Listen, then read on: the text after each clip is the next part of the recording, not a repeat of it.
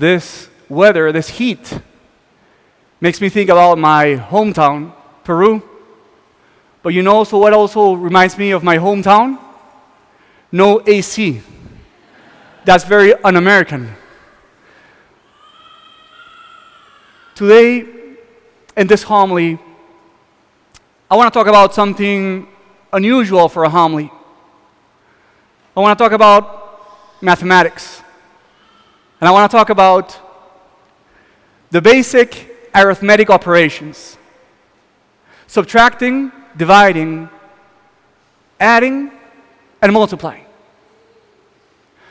And I will walk you through the gospel, and I will show you how these four arithmetic operations are all present in today's gospel that the church offers us for this 17th Sunday of Ordinary Time. First, let's think about subtracting. And we see that the disciples intend to subtract.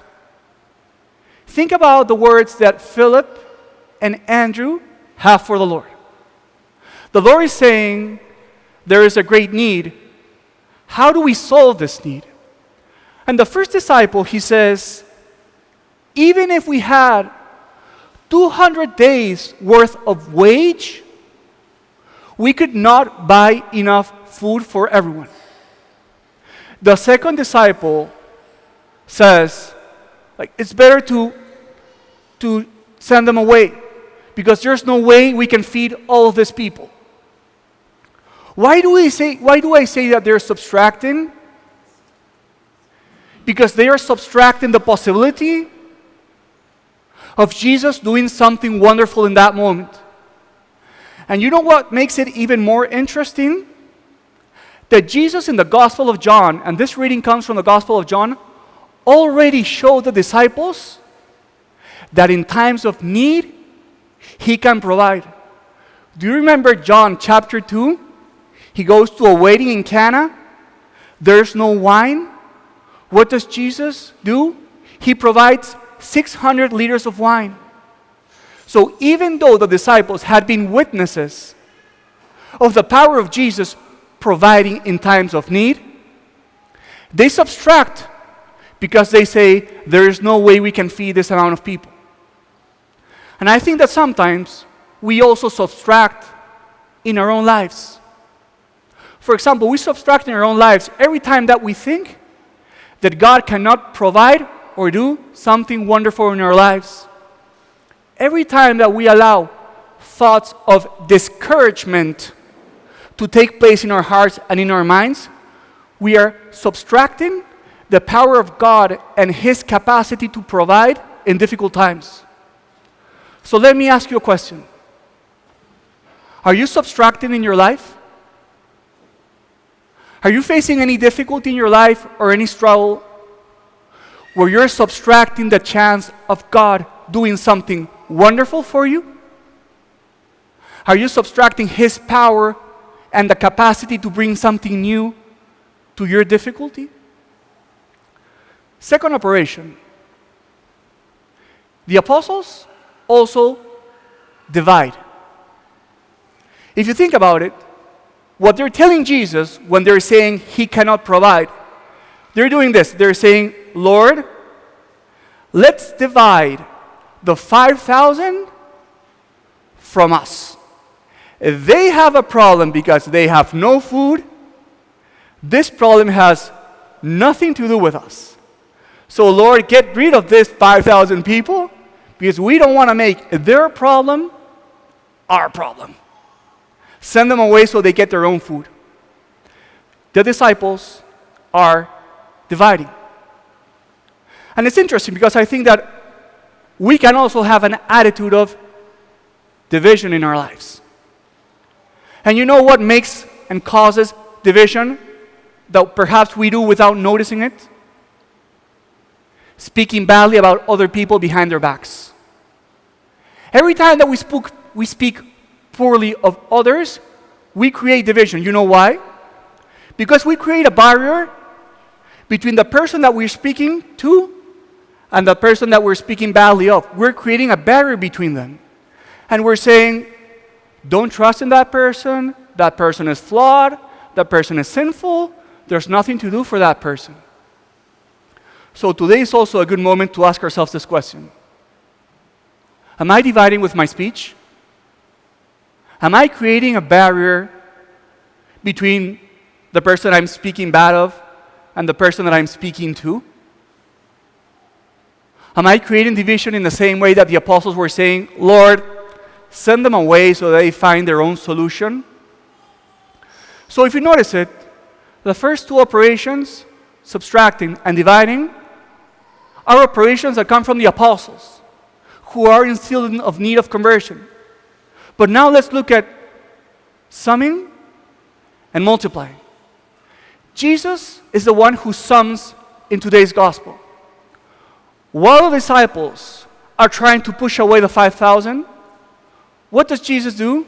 He sums the 5,000 to his own life, and he makes the 5,000 problem his problem. He sums them in. And you know what's beautiful? That when you look at the life of Jesus, so many times, he sums in people who are divided or thrown away by others. For example, think about Mary Magdalene. Do you remember that passage where people intended to throw stones at her? Those that are pushed away, Jesus sums into his life. Do you remember when the apostles want to keep away the kids from Jesus? And what does Jesus say? Sum them in. Send them my way. Don't keep the kids from me. So the attitude of Jesus is always summing, adding. And I think there's a nice insight for us here today. Because the question is, in your life, who do you sum in that you take care of that perhaps is not directly the person that you should be in charge of? What do I mean? Yes, we're supposed to take care of ourselves. We're supposed to take care of our families, of our siblings. But the broader we do our scope of care, the better. Do you take care of the needed? Do you take care of those who perhaps need a word of encouragement from you? Or are you only minding your own business? So today, when we see Jesus add 5,000, it's a good moment to ask yourself this question. Who are you adding into your life to take care of that perhaps other people are discarding? Are you making broader the scope of people that you take care of? Let me finish with this. The most beautiful arithmetic operation that really shines in today's gospel is multiplying. We all know what happens today. Someone brings forward 5 loaves of bread and 2 fish, and Jesus multiplies this in such a way that he can feed 5,000 families.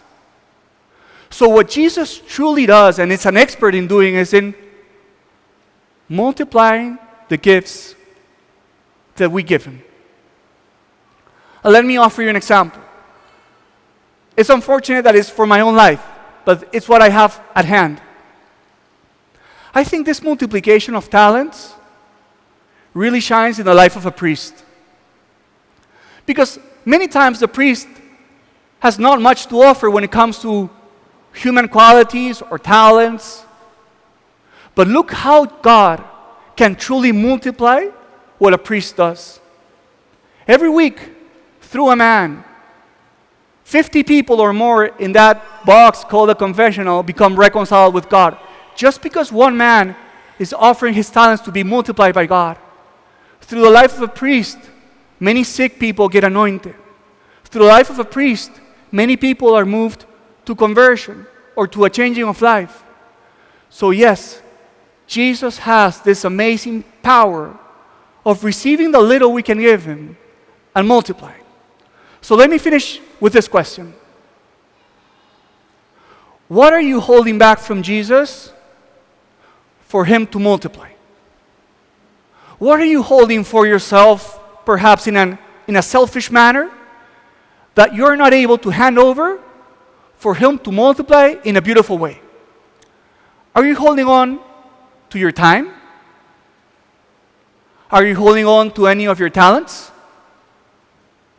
Are you holding on to your treasure? Because God can also truly do beautiful things when people hand over the treasure. So brothers and sisters, today, the apostles subtract and divide. Beware with discouragement when we subtract what God can do. Beware with your speech this week and speaking poorly of others, dividing them with other people. Remember that Jesus adds. See who can you add to your life so you broaden your scope of care. But especially, remember that Jesus can multiply. And if you know there's something in your life that you can offer, time, treasure, talent, I challenge you, give it over, and you can see how He can multiply beyond your wildest dream.